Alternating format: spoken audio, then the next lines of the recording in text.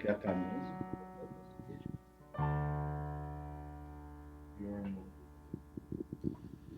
Boa noite, igreja. Sejam todos muito bem-vindos a mais um culto onde a gente tem o privilégio de louvar e adorar o Senhor. E para a gente começar o nosso culto, eu vou pedir que o Claudião faça uma introdução e uma oração, e aí a gente já segue com os louvores, ok? Ok. Boa noite. Obrigado, Marcos. Boa noite, meus irmãos queridos. Nós estamos aqui para prestar mais um culto ao nosso Deus. E eu quero ler um versículo, está em Romanos 8, versículo 38. Romanos, capítulo 8, versículo 38, que diz: porque eu estou bem certo de que nem a morte, nem a vida, nem os anjos, nem os principados, nem as coisas do presente, nem do porvir, nem os poderes, nem a altura, nem a profundidade, nem qualquer outra criatura poderá separar-nos do amor de Deus que está em Cristo Jesus. Amém? Então, vamos louvar, vamos prestar um culto a esse Deus maravilhoso que cuida de nós. Ok, irmãos? Então eu vou orar, depois eu passo a palavra para o Marcão. Deus poderoso, te louvamos, te agradecemos. Obrigado porque o Senhor nos ama incondicionalmente. O Senhor enviou Jesus para morrer na cruz por nós, pagando ali todos os nossos pecados. Muito obrigado, Deus. Por isso queremos prestar um culto santo ao Senhor, verdadeiro, que possamos estar aqui, eu e os meus irmãos, prestando esse culto ao Senhor, porque só o Senhor é digno. Muito obrigado. E eu te louvo em nome de Jesus, o nosso Salvador eterno. Amém.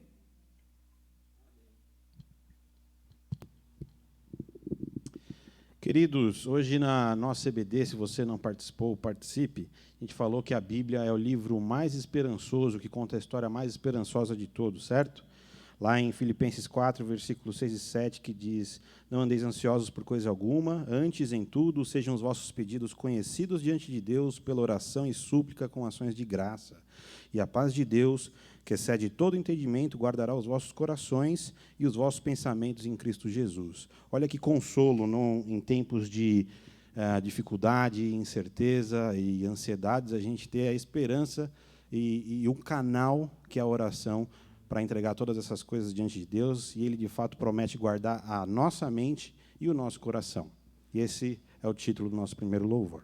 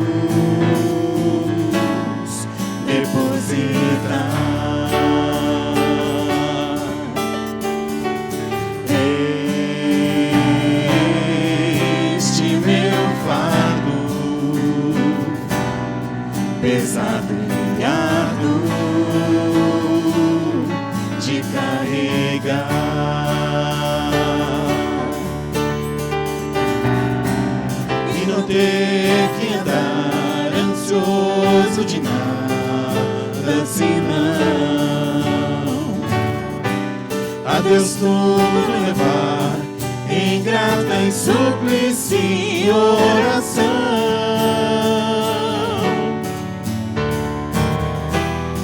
E a paz de Deus então, mente e coração guardará em Cristo Jesus. Como é bom poder aos pés da cruz depositar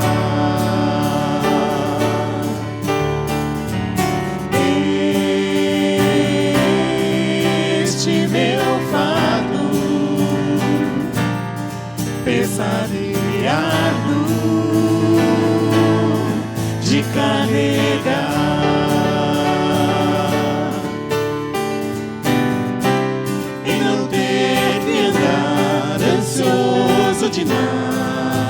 senão sobre ele lançar cada problema, cada aflição.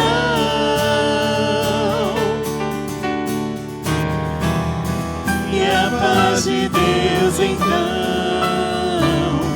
mente e coração guardará em Cristo Jesus.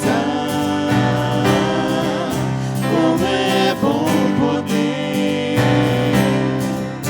como é bom saber. Amém, glória a Deus, porque a gente tem o privilégio de apenas lançar sobre Cristo todas as nossas aflições, certo? É bom poder isso, é bom saber isso e a gente poder descansar no Senhor.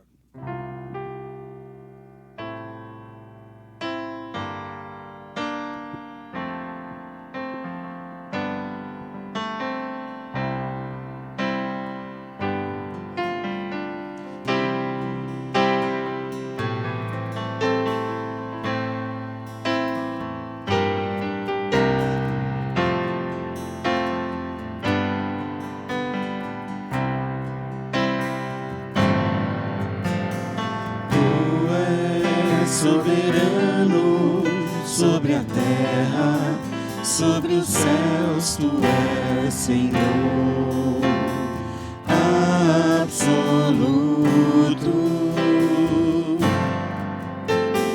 Tudo que existe e acontece, tu sabes muito bem. Tu és tremendo. Tu és soberano.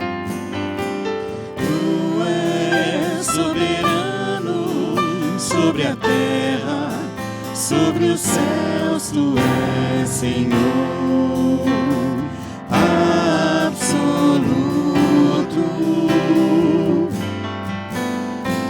Tudo que existe e acontece, tu sabes muito bem. Tu és tremendo.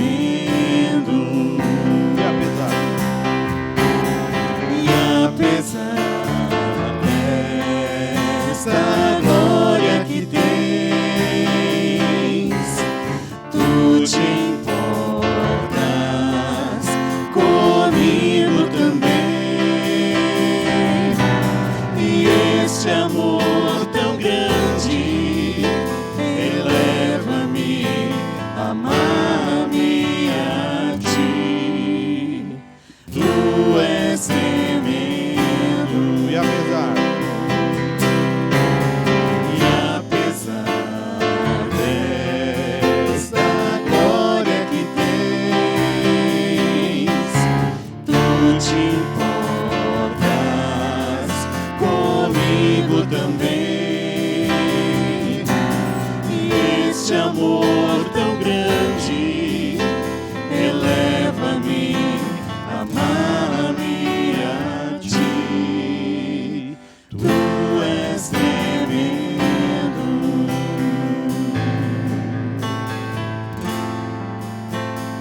Tu és tremendo.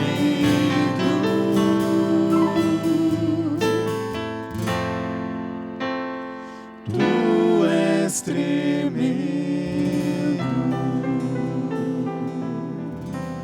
amém. É porque Ele é soberano, poderoso, fiel, digno de toda a glória, que a gente pode confiar e descansar. Só nesse Senhor é que a gente pode entregar a nossa vida como um todo.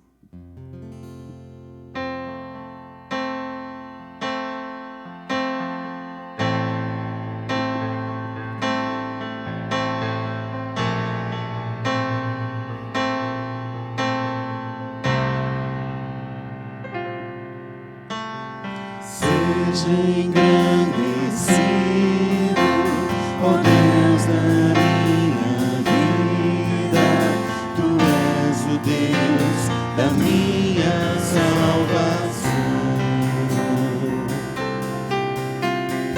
És a minha rocha, a minha segurança.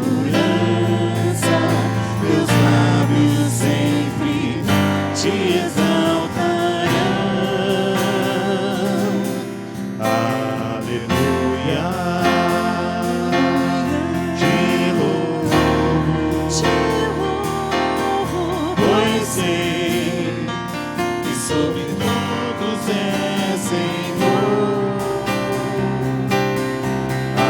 Aleluia, te louvo, pois sei que sobre todos é Senhor. Seja engrandecido, ó Deus, a minha vida. Tu és o Deus da minha salvação. És a minha rocha, a minha segurança. Meus lábios sempre te exaltarão. Aleluia, te louvo,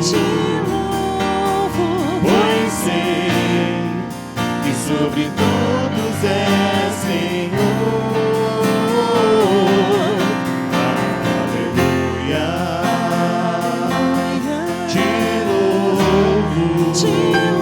louvo, pois sei que sobre todos é Senhor. Aleluia, aleluia, aleluia, louvemos ao Senhor. Aleluia, aleluia, aleluia, louvemos ao Senhor. Deus, muito obrigado, Pai, porque o Senhor, mesmo grandioso, maravilhoso, digno de toda a honra, de todo o poder, nos aceitou pequenos, falíveis, pecadores, e enviou o seu Filho para que se sacrificasse e morresse em nosso lugar, e Ele ressuscitou, e agora está à direita do Pai, e nos atribui a sua justiça, a justiça de Jesus, os seus méritos, os méritos de Jesus. E agora nós aguardamos ansiosamente até o seu retorno, onde um dia estaremos eternamente com o Senhor, conhecendo o Senhor como somos conhecidos. Muito obrigado pela esperança que nós temos, Pai, em Jesus Cristo. Em nome de Jesus. Amém.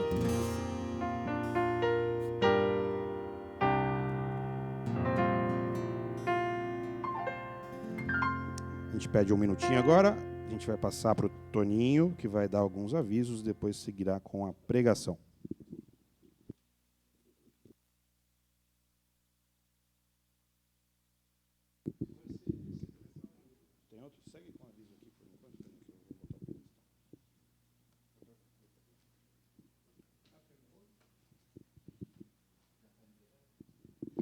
Queridos, boa noite. É sempre bom poder estar com a igreja, com você que é nosso querido irmão da Filadélfia, poder compartilhar a palavra de Deus.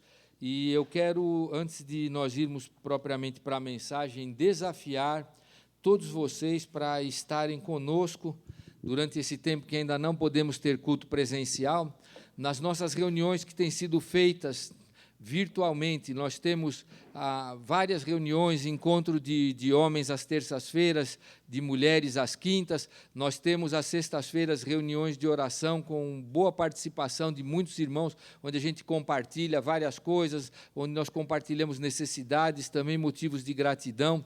Então é sempre uma alegria estar com os queridos. Nós também temos nos domingos, às 17 horas, a nossa escola bíblica, e agora às 18h30 o nosso culto de adoração. Então procurem estar conosco, sempre é uma alegria e uma grande bênção estar com vocês, além do que podemos nos desafiar, nos encorajar e nos ajudar como deve ser a igreja na sua expressão de mutualidade que é típica, que é própria da essência da igreja. Então, procurem participar conosco de todas essas atividades. Vou usar este suporte aqui.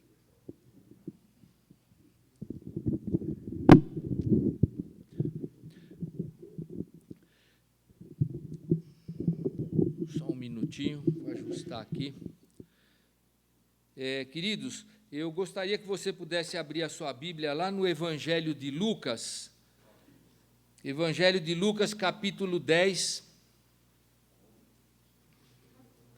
Nós vamos procurar refletir sobre um tema, algo que acontece durante uma das intervenções de Jesus, ou em uma das suas andanças, daquelas coisas todas que Jesus realizou e que deixou ensinos maravilhosos para nós. E eu queria que você pudesse pensar, inicialmente, rapidamente na tua própria vida, o que alegra você?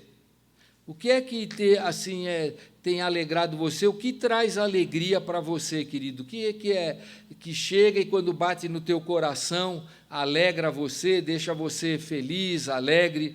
E talvez essa mensagem coubesse bem nela o título de Nossa Grande Alegria.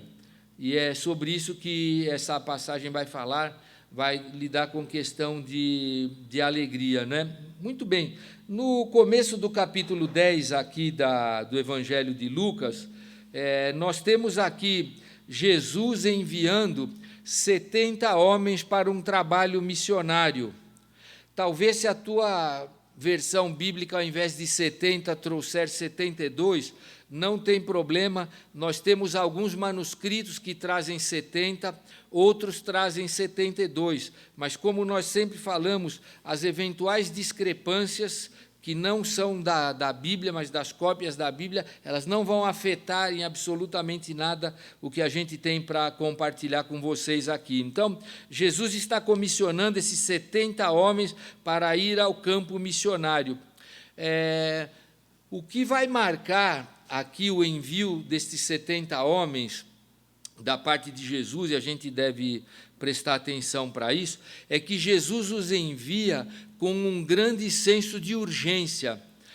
Jesus os incumbe de uma missão, mas quando Jesus vai passar detalhes para eles, a percepção que a gente tem é que Jesus os mandou fazer algo com urgência, algo que precisava ser feito de forma rápida. Eles não podiam perder o time, o tempo da coisa ali, não é?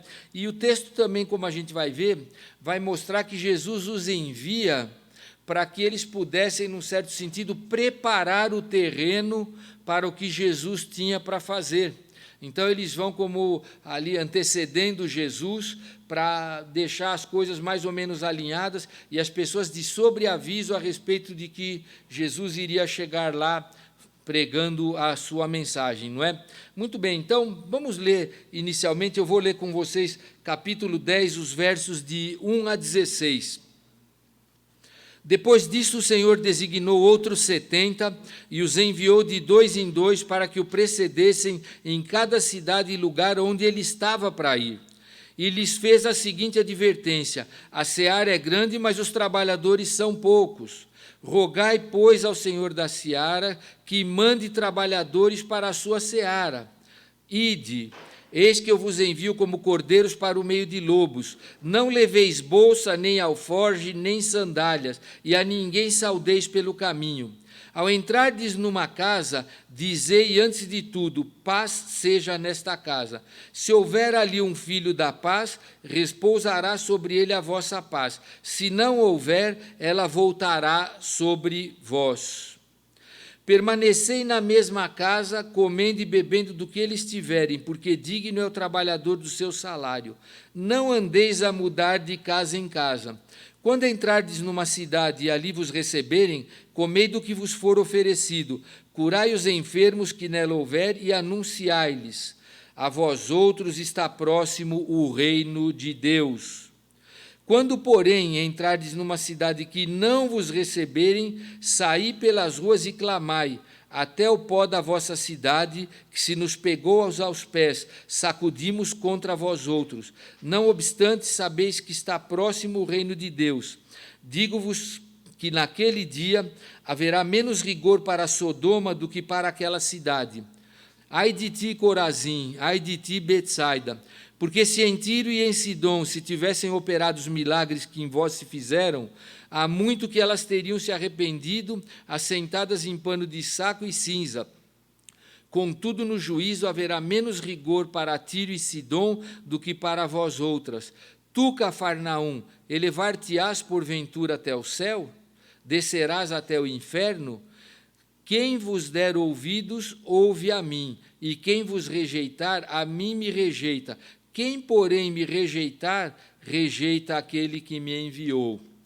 Então, nós vamos olhar, queridos, inicialmente para estes versos, tratando do que eles têm a dizer, levando em conta que a gente encontra aqui algumas expressões e algumas palavras, elas não são normais do nosso cotidiano, mas a gente consegue entendê-las se socorrendo de poder ter previamente estudado o ambiente e como é que aquelas palavras, aquelas mensagens poderiam surtir efeito sobre seus ouvintes iniciais e como é que elas vão se aplicar a nós também. Muito bem, no verso 1, então, diz, depois disso, algumas coisas que vinham acontecendo, Jesus já havia anteriormente mandado seus 12 discípulos em missão.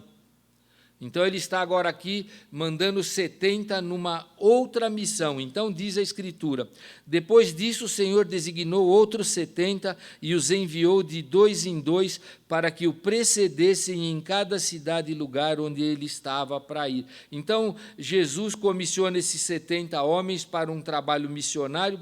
A gente pode perceber pelo texto que Jesus, além dos 12 apóstolos, que foram os mais próximos dele no seu ministério, ele tinha muitos outros seguidores que também eram comprometidos com a missão, por isso ele podia ali, então, separar outros 70 e enviá-los a várias cidades onde Jesus haveria de estar. E eles, então, antecederiam ali a chegada de Jesus. Verso 2 diz, e lhes fez a seguinte advertência, a seara é grande, mas os trabalhadores são poucos. Rogai, pois, ao Senhor da seara que mande trabalhadores para a sua seara. Então, Jesus também os instrui que eles deveriam orar pedindo a Deus que mandasse mais trabalhadores, e ele usa aqui a figura de uma seara, de um campo, de um roçado, de um plantio. E o que Jesus está dizendo aqui? A seara é grande e os trabalhadores são poucos. O que a gente deve perceber aqui? Quando nós olhamos um campo de plantio, a gente sabe que o lavrador planta e ele fica ansioso esperando que aquele campo produza. Porém, se quando os frutos estiverem no momento certo não forem colhidos, eles vão apodrecer, eles estragam no pé. Então, o que Jesus está dizendo, olha, há muita colheita para ser feita e poucos para colher estes frutos. Então, orem também para que o Senhor da colheita, do plantio, da seara, envie trabalhadores. E, curiosamente, eu meditava nesse texto essa semana e aconteceu algo interessante.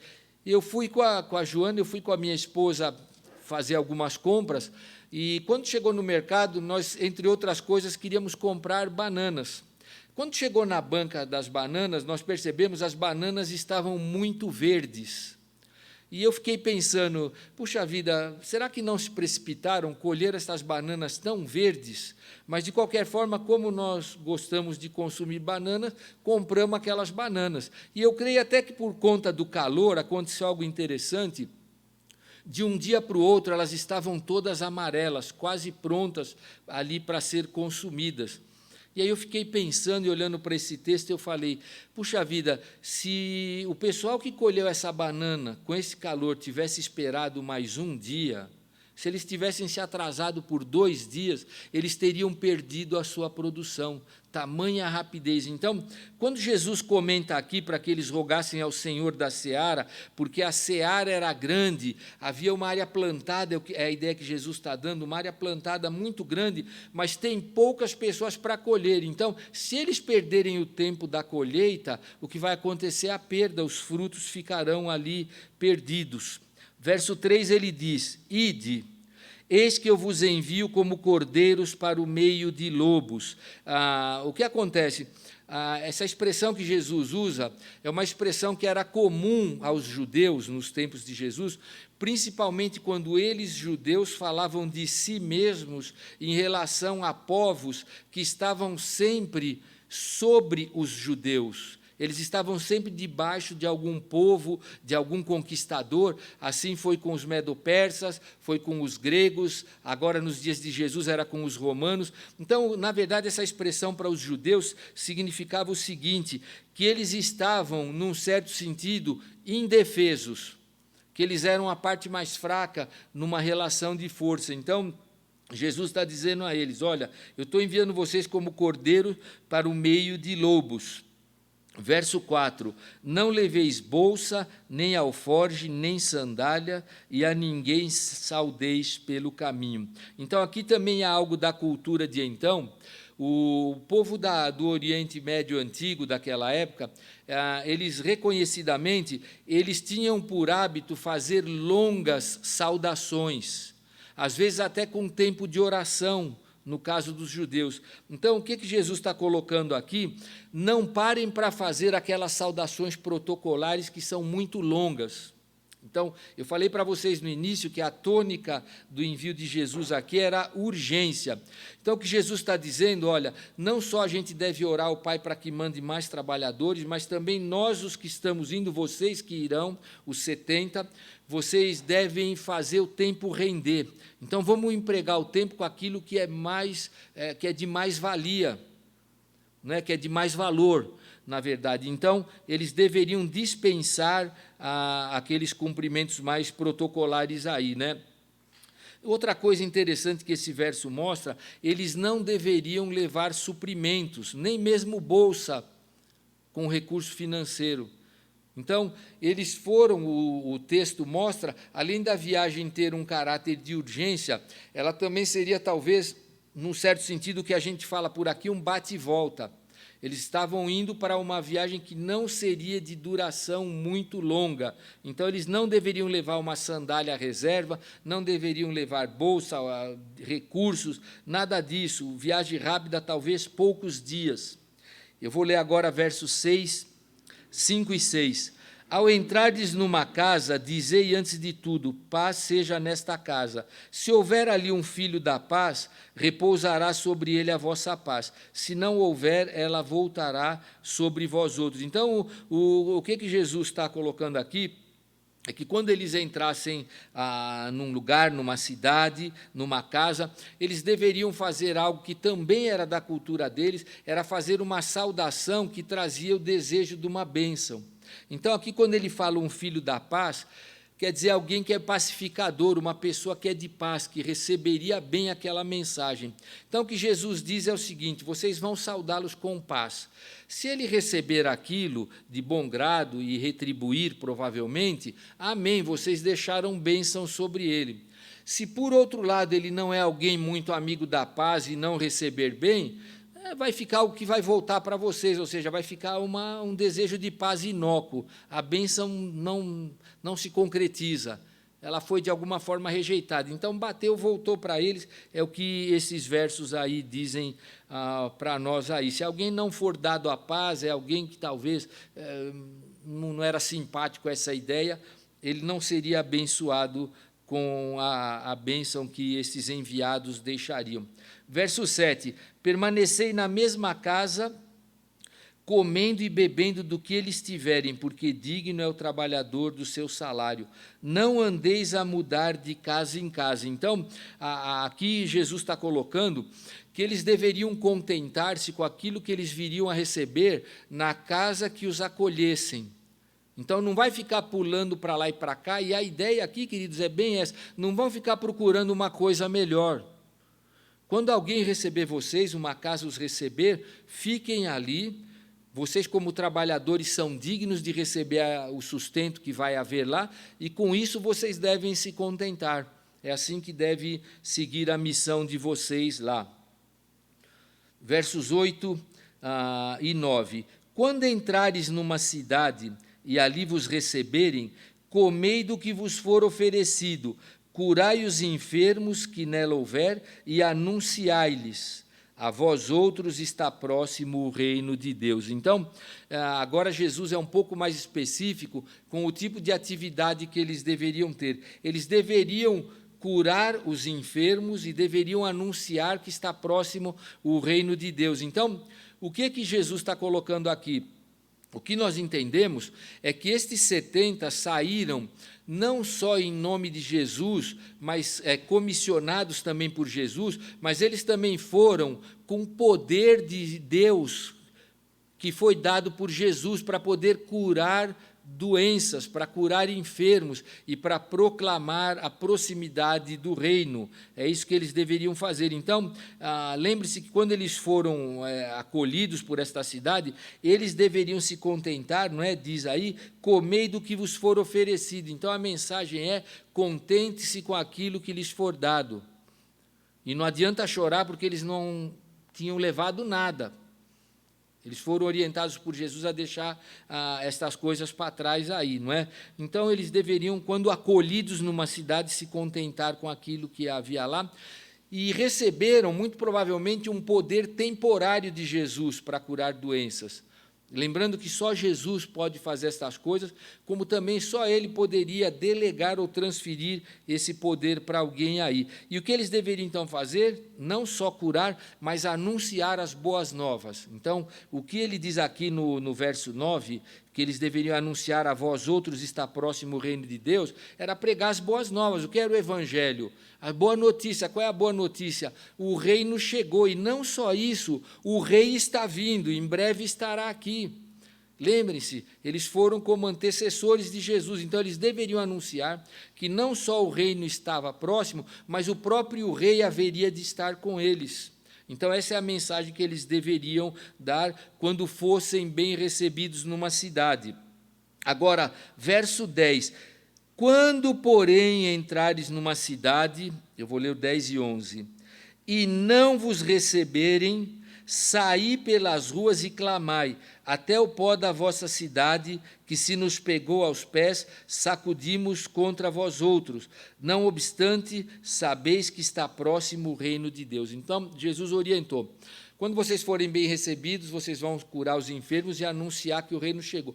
Quando não forem recebidos, eles deveriam agir conforme um costume dos antigos, que quando eles tinham repúdio por algum lugar que os recebesse mal, eles chacoalhavam o próprio pó das vestes, como dizendo, eu vou voltar para a minha terra e nem o pó daqui da sua terra eu quero levar comigo, eu vou chacoalhar as vestes, vou tirar o pó, nem o pó daqui eu quero levar. E Jesus os orienta, então, se vocês forem recusados, se forem rejeitados, vocês chacoalhem lá as suas vestes, tirem o pó, porém anunciem, não é? Ele diz no verso 10, no verso 11, até o pó da vossa cidade que se nos pegou aos pés, sacudimos contra vós outros, não obstante, sabeis que está próximo o reino de Deus. Então, na verdade, o que Jesus está colocando é aquilo que nós vamos ver em Isaías, quando diz que a palavra de Deus não volta vazia. Por que a palavra não volta vazia? Porque quando nós pregamos o Evangelho, haverá aqueles que receberão a palavra e vão se converter. O Evangelho cumpriu o propósito. Agora, aqueles que recusarem o Evangelho, a palavra também cumpriu o propósito, ela anunciou condenação. Então, o que Jesus está colocando aqui é, anunciem que está próximo o reino. Para aqueles que receberem a mensagem, vai ser bênção. Para os que recusaram, é mensagem de juízo, é condenação. Estão rejeitando. Então, na verdade, agora a gente vai perceber nos versos de 12 a 15, são 4 versos, que Jesus vai ilustrar um pouco melhor essa questão de rejeição e de aceitação da mensagem. Então, olha o que Jesus fala, nós vamos vendo verso a verso. Verso 12, quando ele fala logo anteriormente a rejeição. Digo-vos que naquele dia, que é uma expressão bastante usada no Antigo Testamento, falando sobre o dia do juízo. Então, Jesus diz, digo-vos que naquele dia haverá menos rigor para Sodoma do que para aquela cidade, ou seja, aquela que rejeitou os 70. Olha o que Jesus está dizendo. Então, qualquer um daqueles circunstantes, qualquer um daqueles 70, qualquer judeu comum ali, sabia que Sodoma é uma cidade que traz consigo representação do que é imoral, do que é de baixo padrão, de baixo nível, uma coisa totalmente adversa a Deus. E olha o que Jesus coloca: se alguma cidade rejeitar a mensagem que vocês estão levando, ela deve saber que haverá menos rigor para Sodoma do que para ela. Olha que é interessante a forma que Jesus coloca aqui: vai ter menos rigor para Sodoma, uma cidade totalmente pagã, do que para aquela cidade que está ouvindo a mensagem de salvação e recusando. Verso 13: ai de ti, Corazim, ai de ti, Betsaida, porque se em Tiro e em Sidom tivessem se operado os milagres que em vós se fizeram, há muito que elas se teriam arrependido, assentadas em pano de saco e cinza. Contudo, no juízo haverá menos rigor para Tiro e Sidom do que para vós outras. Então, de novo, Jesus ratificando o que ele havia falado. Jesus tinha estado em Betsaida e em Corazim, e havia feito milagres.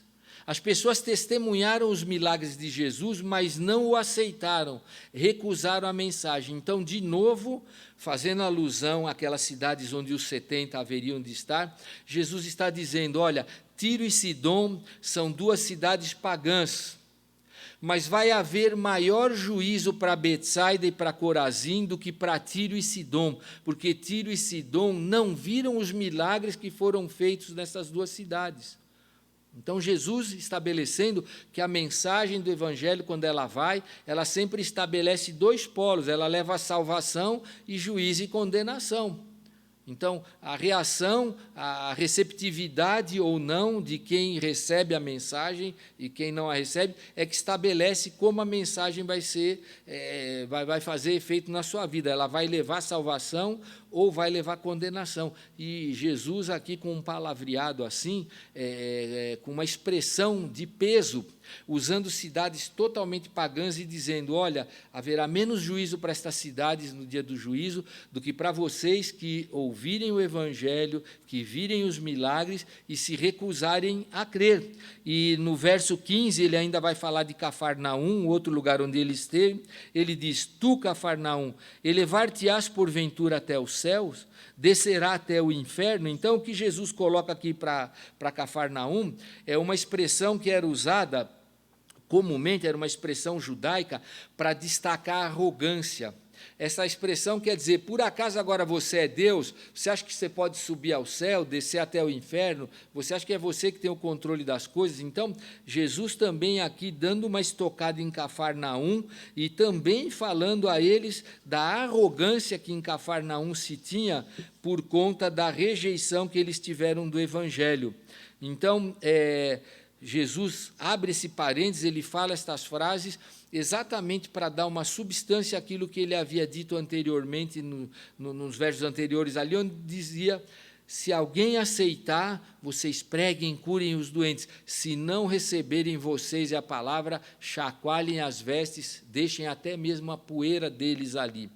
E Jesus prossegue, verso 16: quem vos der ouvido, ouve a mim, e quem vos rejeitar, a mim me rejeita. Quem, porém, me rejeitar, rejeita aquele que me enviou. Então, o que Jesus estabelece agora aqui? O que ele vai dizer é que ele está enviando estes 70 com autoridade. E o que Jesus está colocando é que os representantes dele têm a mesma autoridade que ele, Jesus, tem. Quem recebe a vocês está recebendo a mim. Quem rejeita a vocês está rejeitando a mim. Ou seja, vocês, como meus representantes, como meus discípulos, estão indo com a mesma autoridade que eu tenho e que eu mesmo teria estando lá presente. De fato, ele haveria de estar com eles. Então, a autoridade dos representantes é a mesma dos representados. Muito bem, o que acontece? Nós não temos informações aqui do que acontece agora, aqui a partir do verso 16. Por quê? Porque, muito provavelmente, aqueles discípulos saíram e foram fazer o trabalho que Jesus os havia comissionado. Nós não temos muitos detalhes, porém alguns, de como havia sido aquela viagem missionária. Então, verso 17, olha o que a Escritura diz. E então regressaram os 70, possuídos de alegria, dizendo: Senhor, os próprios demônios se nos submetem pelo teu nome. Então, veja o que está acontecendo. Eles voltaram tomados de alegria. Estavam muito felizes com o resultado da sua viagem ali, mas, principalmente, eles vão particularizar algo aqui, porque eles puderam expulsar ou subjugar demônios. Agora, não vamos perder de vista o detalhe que faz uma diferença gigantesca. Eles dizem que estão felizes porque os demônios se submeteram a eles pelo teu nome, pelo nome de Jesus. Então, de novo, assim como no caso da cura das doenças, eles não subjugaram demônios no seu próprio poder, e sim mediante a autoridade delegada de Jesus. Todos os casos, queridos, que nós temos na Bíblia, de expulsão de demônios subjugados, ou eles acontecem diretamente feitos por Jesus, ou em nome de Jesus. Não há outra alternativa em todos os casos de endemoniados, de possessos de espíritos malignos. Os espíritos malignos só foram subjugados e expulsos ou diretamente por Jesus, ou em nome de Jesus, e aqui também acontece isso, e eles relatam, Lucas anota com muita precisão: nós estamos felizes, Senhor, os demônios se submeteram a nós, poderes espirituais, poderes malignos que intentam contra a humanidade, principalmente contra os filhos de Deus, tentando frustrar os planos de Deus de fazer com que os crentes o glorifiquem. Então, eles foram lá e viram esses poderes subjugados, mas pelo nome de Jesus, não no poder deles mesmos. Verso 18 e 19. Mas ele lhes disse, Jesus lhes disse: eu via Satanás caindo do céu como um relâmpago. Eis aí, vos dei autoridade para pisar de serpentes e escorpiões e sobre todo o poder do inimigo, e nada absolutamente vos causará dano. Então, o que Jesus vai dizer aqui? É um texto difícil de nós lidarmos com ele, mas, aparentemente, Jesus está se reportando como se ele tivesse tido uma visão e recordando, porque Jesus é pré-existente, a queda de Satanás. Na verdade, o que Jesus está apontando aqui, quando ele fala que viu Satanás caindo, ele está recordando para os discípulos e está comunicando a eles que ele viu Satanás, mas como alguém vencido.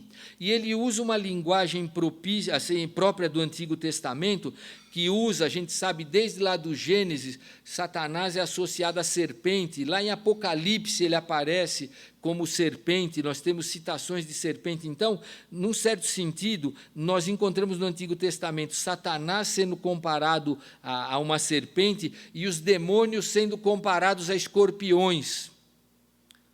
Aliás, isso é o que nós vemos em Apocalipse, os demônios comparados a escorpiões. Então, Jesus está colocando aqui para os discípulos o seguinte: de fato, vocês venceram, vocês conseguiram subjugar os demônios, porque eu enviei vocês com uma autoridade de quem tem autoridade sobre eles. Ele é um inimigo vencido, derrotado.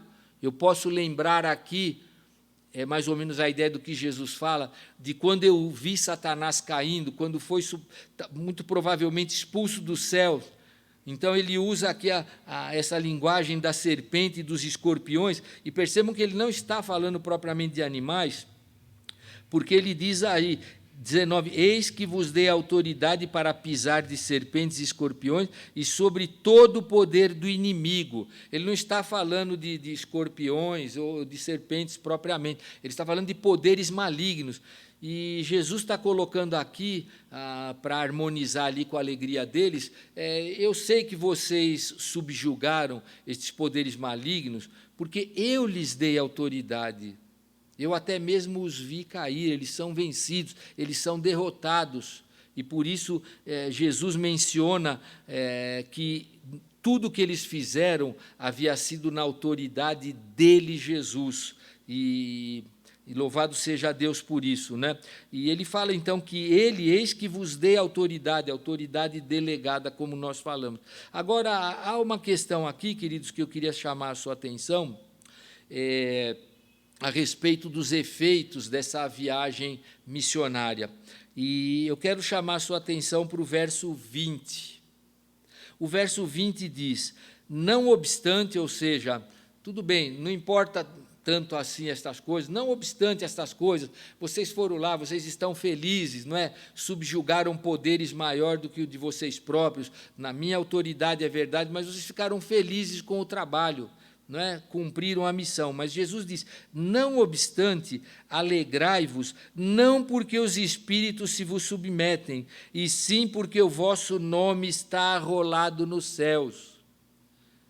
E isso, queridos, é o que faz toda a diferença, isso é o que dá suporte para toda essa passagem, isso é o que faz com que essa passagem tenha uma grande relevância para nós, ainda hoje, tanto tempo depois. O que Jesus está estabelecendo aqui é que, por mais que eles tenham trazido alegria por ter subjugado espíritos malignos, na verdade, a alegria maior deles deveria ser porque eles têm os seus nomes arrolados ou alistados no céu. E a gente pode ver lá em Apocalipse também, na manifestação do Senhor, ele abrirá livros com nomes. Então, uma figura também conhecida, livros também aparecem no Antigo Testamento, eles entendem bem. O que Jesus está dizendo, então, não fiquem tão contentes assim por subjugar espíritos do mal. Antes, alegrem-se porque vocês pertencem ao Senhor, porque os seus nomes estão arrolados no céu. Esse deve ser o motivo maior de alegria. Por isso eu perguntei no começo, queridos, para a gente poder refletir, o que alegra a tua vida? Será que a gente está subjugando espíritos, está matando um leão por dia no trabalho, está vendo a família bem-sucedida, está tendo alguma relevância? São coisas naturais, devem sim nos alegrar. Mas o que Jesus está estabelecendo aqui é que, ainda que nós viéssemos a fazer alguma coisa de caráter sobrenatural no poder dele, ainda assim, mais importante do que isso é poder ter o nome arrolado nos céus. E isso é maravilhoso, isso faz muita diferença aqui. Ter o nome arrolado no céu significa pertencer a Deus, e essa deve ser a nossa primeira e maior alegria, enquanto discípulos de Jesus, que também somos como aqueles 70. Com uma mensagem, hoje com uma missão um pouco diferente, com a grande comissão para cumprir, mas nós também temos sido comissionados por uma colheita, assim como aqueles 70, e ainda hoje, embora tenham se passado 2000 anos, a mensagem do Evangelho continua sendo urgente. Os campos já branquejam para a colheita, disse o Senhor Jesus em outro texto. O mundo está aí para ser evangelizado, para receber as boas novas, para que possa haver salvação. Então, muito mais importante do que se alegrar por alguma coisa que a gente possa realizar, a gente deve estar feliz, alegre, porque nós somos servos de Deus, nós somos comissionados por Ele, nós somos serviçais do Senhor, e isso faz com que os nossos nomes estejam arrolados no livro do céu, na presença de Deus. Nós somos cidadãos dos céus. Então, eu queria compartilhar com vocês agora, rapidamente, algumas implicações. Então, sobre ser um cidadão do céu. Ser um cidadão do céu traz implicações para nós. Então, a primeira implicação que tem ser cidadão do céu, e a mais evidente, a mais óbvia, é que ser um cidadão do céu produz alegria. Jesus acabou de dizer, olha, antes alegrem-se porque os seus nomes estão arrolados no livro da vida. Então, estar arrolado no livro da vida produz alegria. Então, queridos, a gente deve olhar para essas coisas e começar a pensar. Tem dias que a gente está meio triste, às vezes há motivos para se estar triste. Então, como a gente deve olhar para estas coisas? A gente deve, principalmente, estar se lembrando de que nós temos alegria plena pelo simples fato, e não é, na verdade, um fato tão simples assim, é um fato de muita relevância, é um fato de grande monta, a gente poder saber, nós somos cidadãos dos céus. E eu louvo a Deus, queridos, porque eu sou cidadão do céu, e eu sei que muitos, talvez a grande maioria dos que estão me vendo aí, ou venham a ver essa mensagem, também são cidadãos dos céus. Então, a primeira implicação de ser um cidadão do céu é de que nós temos alegria real e verdadeira. Agora, há uma segunda implicação na questão de ser um cidadão do céu, de ter o seu nome na lista dos céus. Isso só pode acontecer se nós entregarmos a nossa vida a Jesus. Então, se por acaso alguém venha a tomar contato com esta mensagem, ou alguém esteja vendo agora, se você ainda não entregou a sua vida a Jesus, querido, você não tem o seu nome alistado lá na relação dos céus, que Jesus usa aqui para descrever o status dos cidadãos do céu. Então, aí urge que você entregue a tua vida a Jesus. Você se arrependa dos teus pecados, confesse a Jesus como teu Senhor e Salvador, entregue a tua vida a Ele para que você seja arrolado, seja alistado no livro dos céus. Essa é uma implicação dessa cidadania. Ela não acontece assim, de forma, por exemplo, dirigida pela geopolítica. Eu nasci aqui, eu sou brasileiro, eu nasci ali, eu sou, francês, eu nasci aqui, eu sou cidadão do céu. Não, nós nos tornamos um cidadão do céu quando nós nascemos de novo em Jesus. E essa é a única maneira de poder ter o nome arrolado no céu, é uma das implicações aí. A terceira implicação de ter o nome arrolado nos céus é de que todo aquele que é um cidadão do céu, ele deve honrar esse status, vivendo aqui na terra como cidadão do céu. Então, a palavra de Deus nos diz, a nossa pátria está no céu. Se o nosso nome está arrolado no céu, embora estejamos ainda presentes nesse mundo na carne, o nosso viver tem que demonstrar que nós somos um cidadão do céu. Eu me lembro quando eu trabalhava em empresas, trabalhei muitos anos em multinacional, e às vezes a empresa era inglesa, depois tornou-se norte-americana. Então a gente sempre sabia quando tinha, por exemplo, alguém que tinha vindo da matriz, um inglês, pelo modo de falar. Pelo modo de falar, a gente podia identificar que tinha vindo alguém da matriz. A gente conseguia identificar a etnia daquela pessoa que lá estava por algumas características. E assim, queridos, deve ser com o cidadão do céu, com aquele que tem seu nome arrolado nos céus, aquele que tem a sua pátria no céu.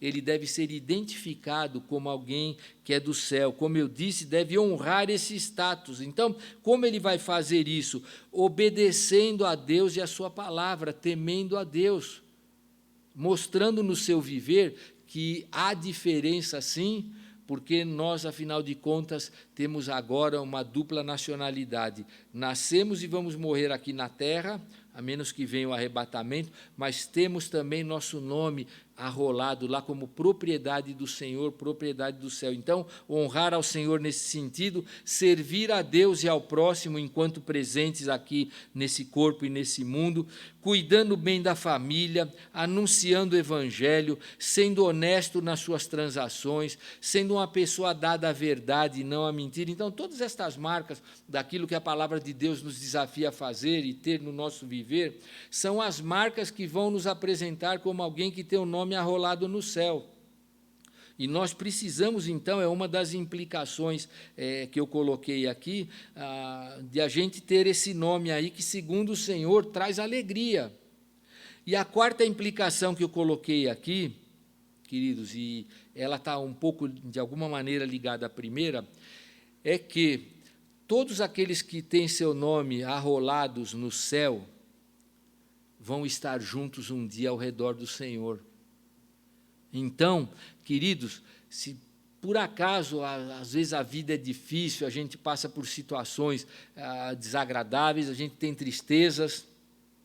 Eu, sexta-feira, precisei estar num funeral, eu uma capela grande, mais de 50 pessoas, nem sei se podia ter tanta gente ali, mas me pediram para pregar uma mensagem lá, e eu fui e vi todas aquelas pessoas, e faz muito eco essa mensagem, você poder ver a tristeza própria de quem está enfrentando um funeral, e, por outro lado, poder olhar e ver que, no caso, como aquele falecido que lá estava era alguém que entregou a vida a Jesus, que tinha o nome arrolado nos céus, eu pude falar para a família, calma que é um até breve, é um até breve. Aqueles que têm o seu nome listados no céu hão de estar um dia todos juntos, cantando louvores ao Senhor e desfrutando das bem-aventuranças da presença de Deus. Queridos, se isso não traz alegria para alguém, nada mais pode alegrar alguém. Como é que alguém pode ser alegrado? Ganhou na loteria, poxa, que legal, bastante dinheiro. Quantos anos mais você vai viver com esse dinheiro? E, ao final, o que essa terra pode oferecer para nós que possa trazer maior alegria do que a gente saber que o nosso nome, por conta da obra de Jesus Cristo na cruz, está alistado nos céus? Por isso Jesus disse, eu quero repetir, verso 20, não obstante alegrai-vos, não porque os espíritos se vos submetem, mas sim porque o vosso nome está arrolado nos céus. E isso faz toda a diferença, tem que fazer diferença nas nossas vidas, queridos. E essa é a boa nova que eles saíram pregando. Esse é o centro do Evangelho. Qual é a boa notícia que os discípulos saíram para pregar e que os cristãos têm pregado ou deveriam pregar ao longo desses 2000 anos de igreja? É de que a coisa mais importante, a coisa que mais pode alegrar o nosso coração é saber que o nosso nome está lá na relação dos céus. Eu estava pensando assim, enquanto eu anotava estas coisas, que essa boa notícia ela é muito impactante. No passado, quando nós cantávamos hinos aqui na igreja, nós cantávamos um hino que no refrão falava que quando se fizer chamada, eu estarei lá no céu. Quando o Senhor fizer a chamada, quando Ele ditar os nomes, claro, isso metaforicamente, mas é como se nós pudéssemos olhar para essa figura e entender o Senhor com uma lista de presença lá chamando, cadê o Jorge, cadê a Roberta, cadê o Pedrinho? Então, esse hino dizia no seu refrão, quando lá no céu for feita essa chamada, quando se fizer chamada, eu lá estarei. Queridos, isso tem que fazer diferença na nossa vida, isso tem que mudar a nossa perspectiva. Então, o que eu estou colocando aqui é que essa esperança eterna que o Evangelho traz, ela serve para alegrar a nossa vida, não importa qual a tristeza que venha. A gente vai contrapor com a alegria que nós temos devido a informações como essa. Quando vier tentações investidas do inimigo, como é que a gente vai poder se defender? Nós vamos lembrar que há um poder de Deus em nós para poder suplantar serpentes e escorpiões, poderes malignos. Nós fomos revestidos de um poder de Deus pelo Espírito Santo para fazer resistência e fazer oposição às tentações. Isso é boa notícia, queridos, é para quem está arrolado lá na lista. O que mais que o Senhor pode nos passar através dessa mensagem aqui? Essa mensagem deveria nos animar para promover missões, a partir de nós, não através de missionários apenas. Deveria mover cada um de nós a ser um missionário, tendo em vista que nós temos a notícia que pode trazer alegria quando confrontada com qualquer tipo de adversidade. O mundo não terá uma mensagem tão poderosa como essa para alegrar as pessoas. Nós temos a mensagem e a mensagem é essa. E quando vier um desânimo, pastor, às vezes vem desânimo, é verdade. Às vezes a vida está difícil, vem notícia ruim, pode vir uma enfermidade, vem um desemprego, a gente tem uma tendência de se abater. Como é que a gente poderia dar uma levantada no espírito, melhorar a nossa condição emocional? É lembrando destas coisas que o nosso nome está listado lá numa lista que o Senhor tem no céu. Às vezes, queridos, a gente conversa com pessoas, tem até conhecimento, às vezes são até cristãos, e mostram uma certa desilusão, parecendo mostrar assim que estão desiludidos com a vida e não conseguem compreender bem qual é o sentido da vida. Queridos, nós vamos para a palavra de Deus, nós entendemos as coisas que o Senhor tem para dizer para nós, e quando a gente coloca tudo isso dentro de um conteúdo harmônico que a Escritura tem, e a gente vê que tudo isso está vinculado com a nossa cidadania celeste, isso aí vai mostrar que a nossa vida tem sim sentido no Senhor, e que por isso a gente deve permanecer firmado na palavra, e levantando aí o nosso ânimo. E também, queridos, com relação à esperança, às vezes ficamos desesperançados. Entrou o político A, entrou o político B, olha, agora veio a Covid, olha, o mundo está em crise, tanta coisa, queridos, para deixar a gente sem esperança. Nós temos esperanças eternas em Jesus. Isso é uma notícia maravilhosa, queridos. Por isso Jesus falou que eles deveriam se alegrar com esse fato, porque isso pode suplantar qualquer adversidade que a gente venha receber para tentar fazer a gente ficar com uma visão negativa a respeito das coisas de Deus. E o que a palavra de Deus tem a dizer para nós é exatamente estas coisas, que nós já temos o nosso nome listado por conta da obra da cruz, nós já entregamos a nossa vida a Jesus, e isso deve alegrar a nossa vida, nos levar a viver Jesus, a andar com Jesus e dar a Ele toda a glória. E é essa mensagem que eu queria que a gente pudesse ter para trabalhar no nosso coração, sei lá, durante a semana, durante alguns dias, que nós temos esperança eterna, que nós caminhamos com Cristo, aquele que fez a promessa é fiel, diz a Escritura, nós podemos confiar no Senhor. Talvez se a gente pegasse esses 20 versos e quisesse dar um título, um resumo, como resumir essa mensagem? Eu fiquei pensando, e não haveria, eu creio, outra forma senão dizer: Cristo é a nossa alegria. Cristo é a nossa alegria. Não importa a circunstância, não importa o momento, Cristo é a nossa alegria. E eu gostaria muito que isso pudesse, querido, alegrar a tua vida, mesmo que você esteja passando uma adversidade na família, enfrentando enfermidade, dificuldade financeira, estas coisas nós precisamos lidar com elas, elas são difíceis, elas tendem a nos abater, mas eu queria muito que você pudesse agora se apropriar destas verdades, se apegar a Jesus e buscar, assim, deixar Jesus trabalhar na tua vida com estas verdades para trazer a alegria verdadeira que o mundo não pode dar. Então, quando às vezes a gente ouve falar, não há esperança, esse país isso, esse governo aquilo, o mundo aquele outro, queridos, nada disso pode suplantar a alegria que nós podemos encontrar em Cristo. Amém? Pega essa mensagem, põe no teu coração, eu quero orar agora por todos nós. Deus querido, nós louvamos ao Senhor por Jesus Cristo, por sua palavra, pelos recursos que Ele dispôs a nós, pela salvação que nele encontramos e que fez de nós cidadãos dos céus, com o nosso nome arrolado lá, e nós queremos, Senhor, viver isso que Jesus apresentou para nós, viver uma alegria plena, não por conta das circunstâncias, ainda que demônios viessem a se submeter a nós, mas porque nós encontramos alegria em saber que pertencemos ao Senhor. Então, louvamos a Jesus que fez a obra que nos permitiu estar arrolado nos céus. Nós louvamos a Deus pela obra completa que Ele já fez e aplicou sobre nós, e pedimos, Senhor, que a Tua palavra nos traga ânimo, encorajamento, sede por ganhar almas, desejo missionário, que traga, ó Deus, desejo de desviarmos do pecado para honrarmos ao Senhor como cidadãos dos céus.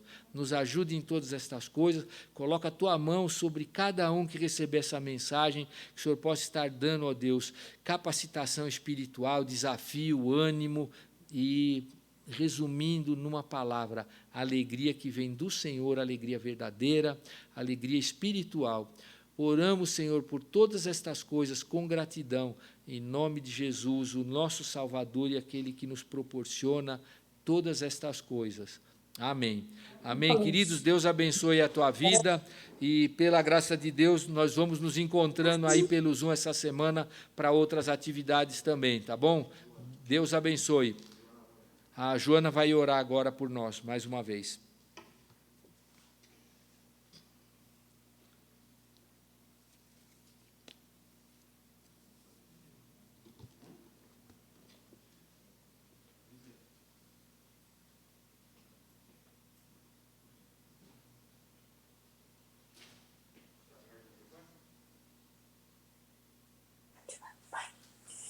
Senhor, ainda na tua presença, ó Pai, nós louvamos, adoramos o teu santo nome, ó Deus, porque somente o Senhor é santo, santo, santo. Obrigada, Pai, pela tua palavra, que pudemos aprender mais do Senhor, desde a escola bíblica, ó Deus, compreendendo, ó Pai, que não devemos nos afastar da tua palavra e que ela, Senhor, tem que ser a nossa regra de fé em qualquer circunstância da nossa vida. Obrigada também por essa palavra agora, Senhor, que possamos ser missionários do Senhor, que podemos exercer esse poder que o Senhor compartilha conosco, mas lembrando sempre que o principal poder, a principal glória é ter realmente o nome escrito no livro da vida, Deus. Muito obrigada pela tua palavra, e agora colocamos diante do Senhor, Pai, a nossa igreja, pedindo que o Senhor cuide de cada família, de cada pessoa, Deus, dos seus corações, das nossas necessidades, ó Pai, físicas, espirituais, emocionais. Colocamos diante do Senhor as grávidas, ó Deus, como a Pâmela, como a Bianca e também a Priscila. Senhor, que o Senhor cuide dessas gestações para a honra e glória do Senhor, Pai, que essas crianças venham ao mundo e que elas possam, Senhor, conhecer ao Senhor assim que tiver entendimento, Pai. Muito obrigada, Senhor, por tudo que o Senhor tem feito. Abençoa aqueles que estão passando por algum desânimo, por algum problema emocional, aqueles que estão com situação financeira também, ó Deus, que não tem um emprego fixo ainda, que o Senhor possa sustentar a cada um, Senhor, segundo a tua boa mão, ó Pai. Cuida, Senhor, de nós, porque carecemos do Senhor e queremos, ó Pai, em toda situação, Pai, continuar alegres, mas não uma alegria simples, uma alegria passageira, mas uma alegria esperando sempre no Senhor, que nos conforta, que nos dirige e que nada, Senhor, nada do que nos acontece foge, ó Pai, à tua vontade. Por isso nós te agradecemos por mais esse culto, cuida de nós nessa semana, pois nós oramos em nome de Jesus. Amém.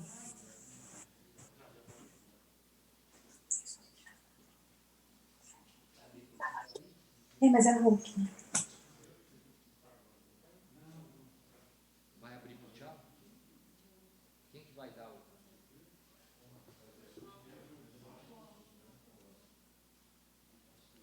Aí, gente, vai liberar para dar um tchau aí?